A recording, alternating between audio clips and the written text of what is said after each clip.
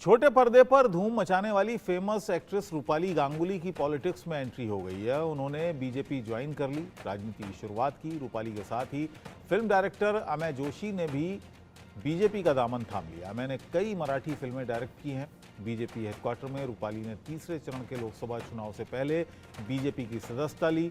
BJP general secretary Vinod Tawde और national media incharge Anil Baluni ने रूपाली गांगुली को सदस्यता दिलाई।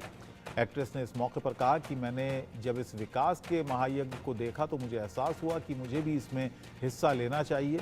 मुझे आप सबके आशीर्वाद और साथ की ज़रूरत है। बस जो भी मैं करूं वो सही और अच्छा हो। और रूपाली गांगुली से खास बातचीत की हमारे संवाददाता।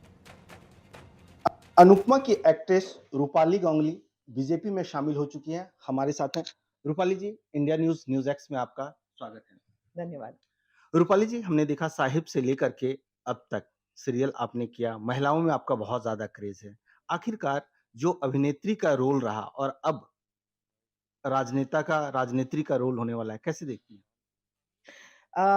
अभिनेत्री से कार्यकर्ता, अभिनेत्री से राजनेत्री तक नहीं, अभी तक सोचा भी नहीं है वहाँ तक का।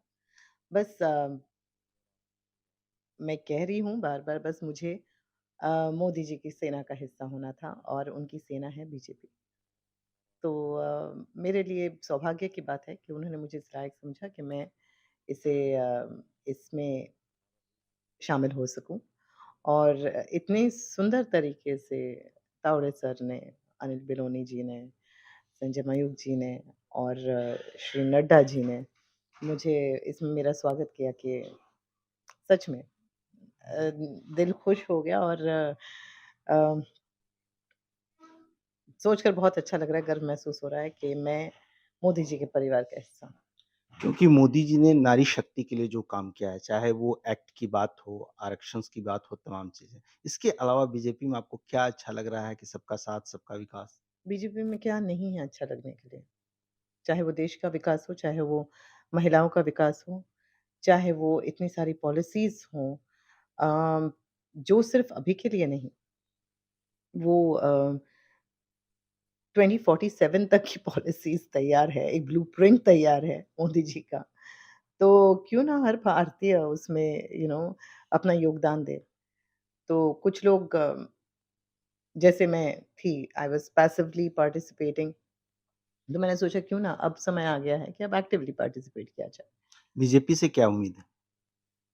बीजेपी से सिर्फ़ बीजेपी से ही उम्मीद है। और कौन है उम्मीद करने लायक? जो महिला घर में बैठे हुए हैं, उनके लिए क्या अपील करेंगे? आप सभी से रिक्वेस्ट है कि आप निकलें घर से बाहर, अपने परिवार को लेकर निकलें और आप और आपका पूरा परिवार जाकर वोट कीजिए, प्लीज़। चलिए, आपका बहुत-बहुत धन्यवाद। मनोहर केसरी, इंडिया न्यूज़, दिल्ली। और बीजेपी में शामिल होने के बाद अमेय जोशी ने कहा कि मैं हमेशा से देश के लिए कुछ करना चाहता था और मौके की तलाश में था।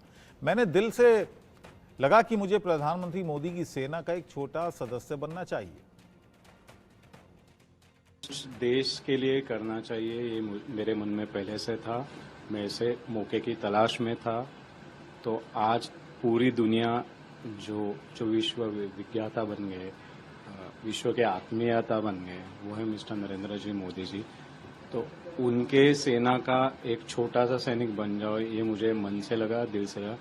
तो मैं खुद खींच के आया हूँ। वो मैग्नेट है और वो मैग्नेट सबको खींचता है।